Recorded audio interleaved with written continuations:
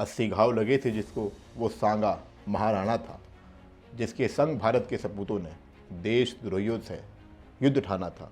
आज उन्हीं राणा सांगा जी की देशभक्ति पर सपा के नेता रामजी लाल ने बड़ा सवाल उठाया है। लेकिन हकीकत दोस्तों कुछ और ही है, जो आपको इस वीडियो को देखने के बाद साफ बयां हो जाएगी। नमस्कार दोस्तों, आपका स्वागत है आपके अपने सनातन धर्म व राष्ट्रवाद से जुड़े चैनल दी कर्मा पर। मैं सनी राठी आज आपको सुनाने वाला हूं कि कैसे हमारे महान राजा राणा सांगा ने लोदियों, खिलजी और मुगलों को धूल चटाकर उनकी औकात दिखाई थी। लेकिन आपने खबर तो सुनी ही होगी कि समाजवादी पार्टी के सांसद रामजी लाल सुमन ने राम मंदिर को तोड़ने वाले बाबर के प्रेम में देश के महान सपूत महाराणा सांगा का कैसे अपमान किया है। उन्होंने महाराणा सांगा को साफ साफ गद्दार कहा है, जो कि एक अच्छी बात नहीं है। इसके बाद हिंदू संगठनों में भी गुस्से का माहौल है। लोग सड़कों पर आ गए हैं, हाय हाय के नारे लग रहे हैं, क्योंकि अगर ऐसे एक राजा का अपमान हो तो क्यों ना ही लोग सड़कों पर आएंगे। क्या लोकतंत्र का मतलब यही है कि हिंदू हित वाले राजाओं का अपमान किया जा सके? ये एक बड़ा सवाल है, मैं इस पर नहीं जाता हूँ। लेकिन समाजवादी पार्टी तो वही पार्टी है जिसका बीते दिनों पीछे एक नेता अबू आज़मी ने क्रूर और हिंदू विरोधी औरंगजेब को एक अच्छा शासक बता दिया था। आखिर ये सब क्या चल रहा है, जरा इनके बयान पर गौर फरमाएं। बाबर को लाया कौन? बाबर को इब्राहिम लोदी को हराने के लिए राणा सांगा लाया था। तो मुसलमान तो बाबर की औलाद हैं और तुम गद्दार राणा सांगा की औलाद हो। ये हिंदुस्तान में तय हो जाना चाहिए। सुन लिया आपने, एक हिंदू राजा का इस तरीके से अपमान करके आखिरकार ये समाजवादी अपने आप को काफ़ी पढ़ा लिखा बताते हैं और देश की उस जनता को जो हिंदू हित में अपना वोट डाल रही है, हिंदू राजाओं का सम्मान करती है, उसे कई बार अंधभक्त भी कह देते हैं। खैर, ये इनका निजी विचार है, क्योंकि भारत लोकतंत्र की व्यवस्था है। लोगों के अपने विचार वे अपने सवाल होते हैं। पर मैं आपको हकीकत बता देता हूँ। हकीकत तो यह है कि बाबर को भारत में घुसाने वाला कोई और नहीं, दौलत खान लोदी था, जो कि इब्राहिम लोदी का ही कमांडर था। बात उस वक्त की है जब सिसोदिया वंश के राजपूत राजा राणा सांगा भारत को एक बार फिर से हिंदू राष्ट्र बनाना चाहते थे। वे दिन रात इसी फिराक में मेहनत करते थे कि भारत के हिंदुओं को कैसे इन कट्टरपंथियों के जुल्म से बचाया जा सके। पर इसी दौरान इब्राहिम लोदी दिल्ली की गद्दी पर बैठा हुआ था और जजिया जैसा टैक्स लगाकर गरीब और कमज़ोर हिंदुओं को इस्लाम कबूल करने पर मजबूर कर रहा था। लोदी के इन्हीं कारनामों से हिंदू राजा राणा सांगा बड़े ही परेशान थे। अब राणा सांगा ने सोच लिया था कि कैसे भी हिंदुओं को इस्लामीकरण से बचाया जाए।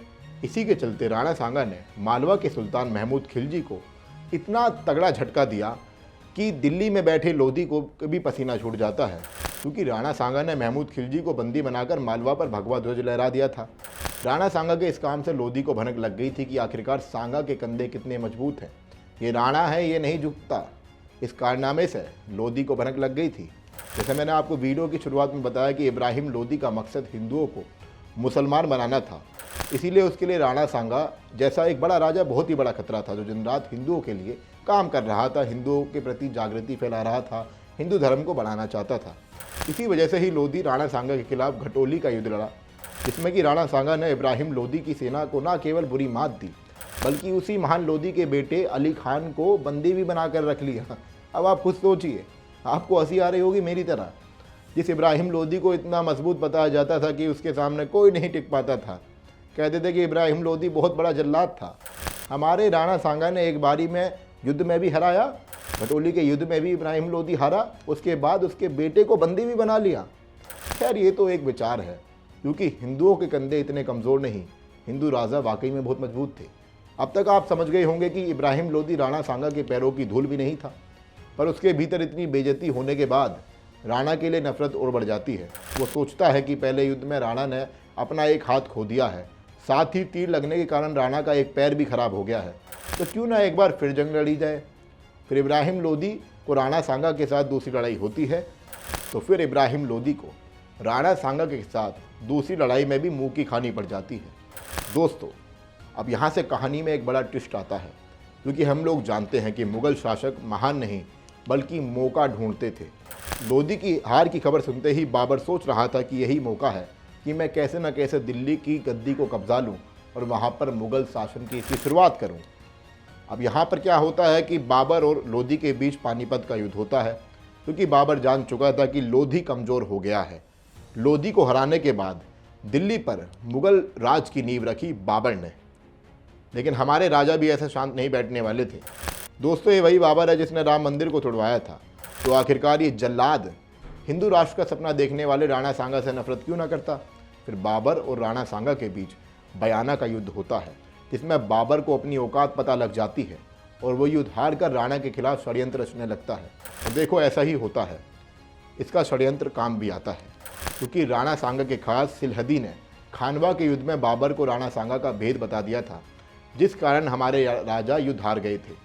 अगर वो भेद ना बताता तो राजा युद्ध भी ना हारते और शायद आज बाबर का इतिहास में नाम भी ना होता।